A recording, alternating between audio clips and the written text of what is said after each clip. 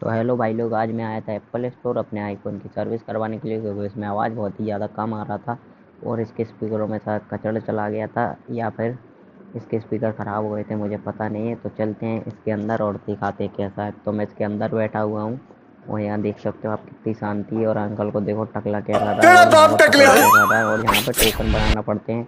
तो मैंने इनके आईपैड में अपना टोकन बनाया, मुझे 13 टोकन मिला है और फ़ोन मुझे मिल गया है, फ़ोन मिल गया है। और चले हम बाहर आ चुके हैं और ये देख सकते हैं डीबी मॉल है ग्वालियर में, इसके अंदर इसका सर्विस सेंटर है।